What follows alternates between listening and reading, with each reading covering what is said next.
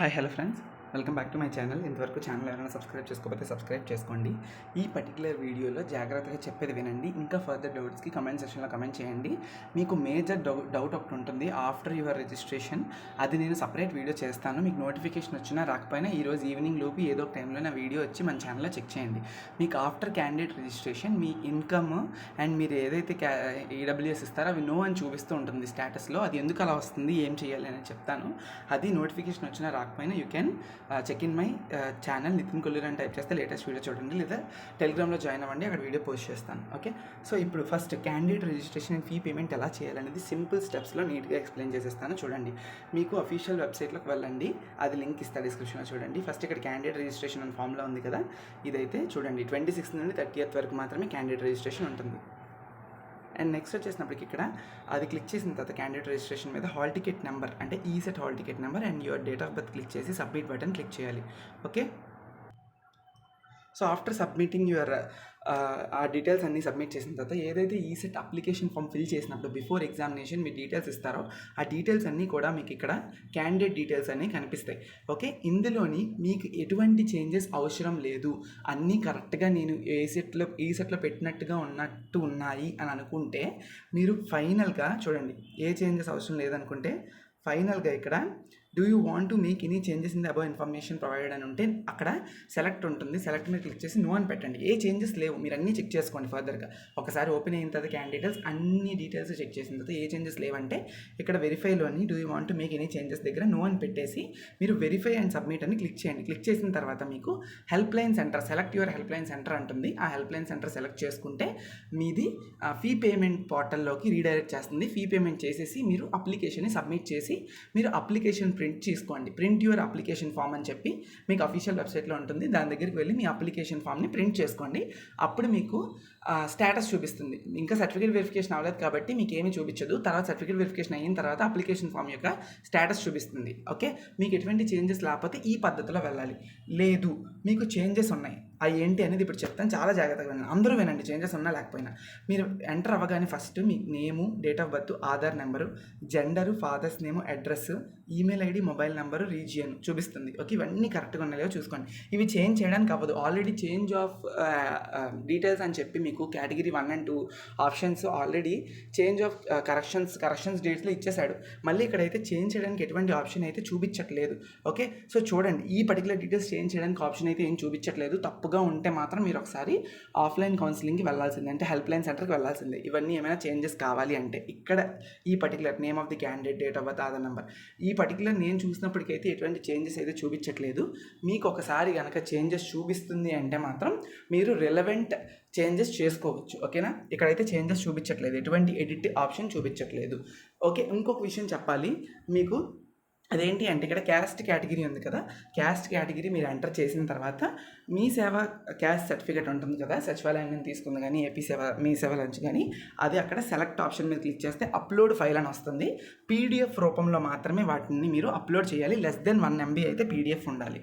Okay, compressor app ఉంటుంది, PDF compressor app, అది ఎక్కించుకొని మీరు పీడిఎఫ్ని <1 MBకి కంప్రెస్ చేసుకొని ఆ క్యాస్ట్ సర్టిఫికేట్ని ఎంటర్ చేయండి. ఒకవేళ ఓసీ క్యాండిడేట్స్ ఎవరైనా ఉంటే ఓసీ క్యాండిడేట్స్కి క్యాస్ట్ సర్టిఫికేట్ అడగదు, కానీ ఓసీ క్యాండిడేట్స్కి ఇక్కడే ఈడబ్ల్యూఎస్ స్టేటస్ చూపిస్తుంది. ఈడబ్ల్యూఎస్ ఎస్ పెడితే ఈడబ్ల్యూఎస్ సర్టిఫికేట్ అప్లోడ్ చేయమని ఇక్కడ చూపిస్తుంది. ఒకవేళ ఇప్పుడు ఈడబ్ల్యూఎస్ నో అని పెడితే మీకు ఈడబ్ల్యూఎస్ సర్టిఫికేట్ అప్లోడ్ చేయమని చూపించదు. ఓన్లీ ఫర్ ఓసీ చెప్తున్నా. ఓకే, ఇదంతా అయిపోయిన తర్వాత మైనారిటీ, క్రిస్టియన్, ముస్లిమ్స్ ఎవరైనా ఉంటే వాళ్ళు మైనారిటీ అని పెడతారు, మిగతా వాళ్ళందరూ కూడా నాన్ మైనారిటీ అని ఇచ్చుకుంటారు. అండ్ ఫీ రియంబర్స్మెంట్ ఎస్ పెట్టాలి. ఎస్ పెడితేనే ఫీ రియంబర్స్మెంట్ వస్తుంది, నో పెడితే ఫీ రియంబర్స్మెంట్ రాదు. ఎవరైతే ఎలిజిబుల్ ఉన్నారో ఫీ రియంబర్స్మెంట్కి అక్కడ ఎస్ అని క్లిక్ చేయండి. ఎస్ అని క్లిక్ చేయగానే మీకు అప్లోడ్ యువర్ ఇన్కమ్ సర్టిఫికేట్ అని చెప్పి అడుగుతుంది. అప్పుడు ఇన్కమ్ సర్టిఫికేట్ ఉంది అనుకోండి, ఓకేనా, ఎస్ అని క్లిక్ చేయగానే ఇన్కమ్ సర్టిఫికేట్ నెంబర్ అడుగుతుంది. ఒకవేళ ఇన్కమ్ సర్టిఫికేట్ మీ దగ్గర ఉంది అనుకుంటే ఆ ఇన్కమ్ సర్టిఫికేట్ మీద ఎస్ అని కొట్టండి. ఒకవేళ ఇన్కమ్ సర్టిఫికేట్ నెంబర్ లేకపోతే మీ దగ్గర నో అని కొడితే మీకు upload your income or ration card అంటుంది. అర్థమైందా? ఫీ రియంబర్స్మెంట్ దగ్గర ఎస్ అని పెడితే మీకు ఇన్కమ్ ఉందా లేదా అని అడుగుతుంది. ఉంటే ఎస్ అని పెట్టి ఇన్కమ్ అప్లోడ్ చేయండి, లేకపోతే నో అని పెట్టి రేషన్ కార్డ్ అప్లోడ్ చేయండి. Okay, that's it. అవి అప్లోడ్ చేస్తే మీకు ఫీ రియంబర్స్మెంట్కి ఎలిజిబుల్ అవుతారు. ఇది ఫస్ట్ స్టెప్. ఓకే, ఇవన్నీ కూడా మీరు ఇప్పుడు ఏదైతే నేను క్యాస్ట్ సర్టిఫికేట్ని మీకు అప్లోడ్ చేయమంటున్నాను, ఇన్కమ్ సర్టిఫికేట్ని అప్లోడ్ చేయమంటున్నాను, ఓసీ స్టూడెంట్స్కి ఈడబ్ల్యూఎస్ని అప్లోడ్ చేయమంటున్నాను, ఇవన్నీ ఎప్పుడు అవుతాయి అంటే మీకు చెప్పాను కదా ఇనీషియల్గా ఇనీషియల్గా సీ హియర్ ఇక్కడ do you want to make any changes in the above information provider దగ్గర ఎస్ పెట్టాలి. నో అని ఉంటే సెలెక్ట్ అవ్వదు. ఎస్ పెట్టుకోండి. ఓకేనా, ఎస్ అని ఉంటేనే అప్పుడు మీకు అవుతుంది. Okay, just minute.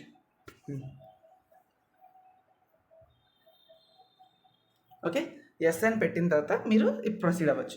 తర్వాత special categories, person with disability, NCC, sports and games, children, scouts and guides, వాళ్ళందరూ ఉంటారు కదా స్పెషల్ కేటగిరీస్. వాళ్ళకి ఆల్రెడీ మీరు స్టేటస్ ఏమంటారు దాన్ని ఇచ్చేటప్పుడు, లైక్ అప్లికేషన్ ఫామ్ ఫిల్ చేసేటప్పుడు మీరు రెస్పెక్టివ్ డొమైన్ ఇచ్చుంటారు. లైక్ పీడబ్ల్యూడీ అయితే పీడబ్ల్యూడీ, ఎన్సీసీ అయితే ఎన్సీసీ, అవన్నీ ఎస్ అని పెట్టుంటారు. అలా ఎస్ అని పెట్టిన వాళ్ళకి మీకు ఏమైనా ఎటువంటి చేంజెస్ కావాలి అనుకుంటే నో అని అక్కడ పెడితే ఇక్కడ కూడా నో అని ఉంటుంది, దాన్ని మీరు చేంజ్ చేయలేరు. ఒకవేళ అప్పుడు ఎస్ అని పెడితే ఇక్కడ ఎస్ ఉన్నది ఉంటుంది కదా, ఆ ఎస్ అని అప్పుడు ఎస్ అని పెడితే ఇప్పుడు కూడా ఎస్ అనే ఉంటుంది. కాబట్టి ఏమైనా రిలవెంట్ సర్టిఫికేట్స్ అప్లోడ్ చేయమంటే అప్లోడ్ చేయండి. అర్థమైందా? ఇంకా మిగతా వారు ఎవరు కూడా టచ్ చేయలేరు. Next, do you want to తర్వాత డిప్లొమా డిగ్రీ ఈక్వలెంట్, మీ హాల్ టికెట్ నెంబరు అండ్ అలా మీ diploma hall ticket number and percentage of marks already డిఫాల్ట్గా ఎంటర్ అయి ఉంటాయి. ఒకవేళ గనక డిఫాల్ట్గా ఎంటర్ అయ్యి లేకపోతే ఏం చేయాలి అంటే పక్కనే మీకు అప్లోడ్ యువర్ మార్క్స్ మెమోస్ అని వస్తుంది. ఓకే, ఎడిట్ చేస్తారు కదా, do you want to edit or enter అని ఉంది కదా, అది క్లిక్ చేయండి. ఇక్కడ do you want to edit or enter అని ఉంది కదా, దాన్ని క్లిక్ చేస్తే పక్కన మీ మార్క్స్ మెమోస్ వస్తాయి. ఐ మీన్ లైక్ అప్లోడ్, ఒక చూజర్ అప్లోడ్ వస్తుంది. ఆ అప్లోడ్లోకి ఫస్ట్ సెమిస్టర్ నుండి 5th 6th సెమిస్టర్స్ వరకు అన్నీ కూడా పీడిఎఫ్ చేసి <1 MB లాగా అప్లోడ్ చేయాలి. అప్పుడు మీకు మార్క్స్, పర్సెంటేజ్ ఆఫ్ మార్క్స్ కనబడిపోతే మీరు మార్క్స్ మెమోస్ అప్లోడ్ చేస్తారు కాబట్టి మీకు ఆటోమేటిక్గా అప్లోడ్ అయిపోతాయి మార్క్స్ అనేవి. ఒకవేళ ఎవరికైనా పర్సెంటేజ్ ఆఫ్ మార్క్స్ ఇక్కడ తప్పు చూపించింది అనుకోండి, పర్సెంటేజ్ అనేది, మీరు అక్కడ do you want to edit or enter మీద క్లిక్ చేస్తే మీరు పర్సెంటేజ్ని ఎడిట్ చేసుకోవడం అవుతుంది. ఎలా అంటే సేమ్ మీరు కూడా అప్లోడ్ చేయాలి మార్క్స్ మెమోస్ని. మీకు కరెక్ట్గా మార్క్స్ పర్సెంటేజ్ ఉంది అనుకున్న వాళ్ళు మీరు ఎటువంటి మార్క్స్ మెమోస్ అప్లోడ్ చేయాల్సిన అవసరం లేదు. ఓకే, ఇది నెక్స్ట్ ప్రాసెస్. నెక్స్ట్ ఇంకొంచెం చెప్పాను కదా, కన్సాలిడేటెడ్ మార్క్స్ మెమో డిప్లొమా సర్టిఫికేట్ని మీరు అప్లోడ్ చేయాలి. ఎవరైనా C16 బ్యాచ్కి ఫైనల్ సర్టిఫికేట్ వచ్చేస్తే అదైనా అప్లోడ్ చేసేయచ్చు. ఓకేనా, C20 కూడా ఫైనల్ సర్టిఫికేట్ ఎవరికైనా వచ్చి ఉంటే అది కూడా అప్లోడ్ చేయొచ్చు. ఓకే, సో ఇది నెక్స్ట్ వచ్చేసినప్పటికీ ఇది ఏంటంటే ఎడ్యుకేషనల్ డీటెయిల్స్ అన్నీ కరెక్ట్గా ఉన్నాయి ఒకసారి చూసేసుకోండి. స్టడీ సర్టిఫికేట్స్ మీరు ఇచ్చి ఉంటారు కదా డీటెయిల్స్ అవి. ఆ తర్వాత AP ECET hall ticket number, entrance test marks, ECET rank, indicated rank, qualified exam, qualified branch, ECET entrance exam ఉంటుంది. ఓకే, అవన్నీ ఏ బ్రాంచ్లోని మీరు సబ్జెక్ట్ రాస్తారు, ఇవన్నీ ఆల్రెడీ ఉంటాయి. దీన్ని మీరు ఎడిట్ చేయడానికి ముట్టుకోవడానికి ఛాన్సే లేదు, ఎందుకంటే ఆల్రెడీ అంతా అయిపోయింది. మీరు ఇక్కడ ఏం చేయాలి అంటే ఓన్లీ మీ మార్క్స్ మెమోస్ని అప్లోడ్ చేయాలంటే చేసుకోవచ్చు. క్యాస్ట్ సర్టిఫికేట్ని, ఇన్కమ్ సర్టిఫికేట్ని, ఈడబ్ల్యూఎస్ సర్టిఫికేట్ని, వీటిని మాత్రమే టచ్ చేయగలరు. ఇంక వీటిని కూడా మీరు టచ్ చేయడానికి లేదు, ఆల్రెడీ అయిపోయింది. ఓకే, అర్థమైంది కదా, ఇది ప్రాసెస్. ఓకే, ఎవరికైనా డౌట్ ఉంటే కంగారు పడి చేయొద్దు, ఇంకొకసారి వెరిఫై చేసుకోండి, నన్ను అడగండి కమెంట్ సెక్షన్లోని. నేను బిజీగా ఉన్న వాళ్ళు రిప్లై అవ్వట్లేదు, నేను నైట్కి ఏదో టైంకి మళ్ళీ మీ కమెంట్స్ అన్నిటికీ రిప్లై అవ్వడానికి ట్రై చేస్తాను. ఓకేనా, ఓకే, లేదు నన్నే కాదు ఇంకెవరినైనా అడిగైనా చెయ్యండి. ఒకవేళ మీ ఫ్రెండ్స్ ఎవరికైనా సక్సెస్ఫుల్ అయిపోయింది అనుకోండి, వాళ్ళనైనా అడిగి చేయండి.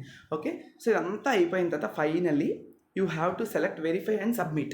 వెరిఫై అండ్ సబ్మిట్ క్లిక్ చేసిన తర్వాత select your help line centre అంటుంది. మీ హెల్ప్ లైన్ సెంటర్ ఏంటి, మీ డిస్ట్రిక్ట్ హెల్ప్ లైన్ సెంటర్ ఏంటి అనేది మీకు ఆల్రెడీ చెప్పాను. ఓకే, ఎలా చూసుకోవాలి, ఇప్పుడు మీరు విశాఖపట్నం అనుకోండి, గవర్నమెంట్ పాలిటెక్నిక్ విశాఖపట్నం అలా ఉంటాయి. మీరు ఇంకా వేరే డిస్ట్రిక్ట్ అనుకోండి, ఆ పర్టికులర్ డిస్ట్రిక్ట్ ఉంటుంది. ఈస్ట్ గోదావరి డిస్ట్రిక్ట్ అయితే ఈస్ట్ గోదావరి రిలేటెడ్, అలా ఏదైతే అది. సో ఓకేనా, అది సెలెక్ట్ చేస్తారు. అక్కడ సెలెక్ట్ చేసిన తర్వాత మీకు డిక్లరేషన్ ఫామ్ ఒకటి వస్తుంది. డిక్లరేషన్ ఫామ్ అంటే ఏం లేదు, జస్ట్ ఒక టిక్ మార్క్లా వస్తుంది, బాక్స్ వస్తుంది. బాక్స్ మీద క్లిక్ చేసేసి సబ్మిట్ చేసేస్తారు. సక్సెస్ఫుల్గా సబ్మిట్ అయిపోతుంది. వన్స్ సబ్మిట్ చేసేస్తే మీ అప్లికేషన్ని మళ్ళీ మీరు ముట్టుకోవడానికి వీలు లేదు. సబ్మిట్ అయిన తర్వాత you cannot edit like caste certificate, income certificate, ఇంకేమీ యాడ్ చేయలేరు. అర్థమైందా, ఇది ఫైనల్ ప్రాసెస్. వన్స్ సబ్మిట్ చేసేసిన తర్వాత వెంటనే మీరు అప్లికేషన్, ఇది క్యాండిడేట్ రిజిస్ట్రేషన్ వెంటనే అయిపోయిన వెంటనే ఫీ పేమెంట్కి రీడైరెక్ట్ చేస్తున్నారు. మీరు ఏం చేయక్కర్లే, ప్రొసీడ్ టు ఫీ పేమెంట్ అని వస్తుంది. ఫీ పేమెంట్ రీడైరెక్ట్ అవుతారు. మొత్తం మీ డీటెయిల్స్ అన్నీ కనిపిస్తాయి, ఒకసారి చూసుకోండి. చూసుకున్న తర్వాత credit card, net banking, UPI any something అది అడిగిన దాంతో ఫీ పేమెంట్ చేసేయండి. ఓకే, అంతే. ఓకే, ఇది ప్రాసెస్. ఫీ పేమెంట్ చేసేస్తే సరిపోతుంది. ఓకేనా, నెక్స్ట్ ఇప్పుడు చూడండి. ఓకే, తర్వాత మీరు పేమెంట్ చేసిన తర్వాత know your payment status, hall ticket number, date of birth కొట్టి సబ్మిట్ చేస్తే మీ పేమెంట్ అయిందో లేదు చూపిస్తుంది. అండ్ ప్రింట్ యువర్ అప్లికేషన్, మీరు అప్లికేషన్ ఇప్పుడు చేశారు కదా, అది ప్రింట్ చేయడానికి hall ticket number, date of birth submit కొడితే మీకు వచ్చేస్తుంది. ఆ అప్లికేషన్లో మీరు పెట్టినవన్నీ నో ఉంటుంది. అది ఎందుకు అలా ఉంటుందని సపరేట్ వీడియో చేస్తాను. ఓకేనా, ఇది ఇప్పటి వరకు ఉన్న అప్డేట్స్. ఇంకేమైనా అర్థం కాకపోతే అడగండి, మీరు నన్ను కానీ ఇంకెవరినైనా కానీ అడిగి చెయ్యండి. ఓకే, ఫర్దర్ వీడియోస్ కూడా చేస్తాను, కొంచెం టైం పడుతుంది. Thank you.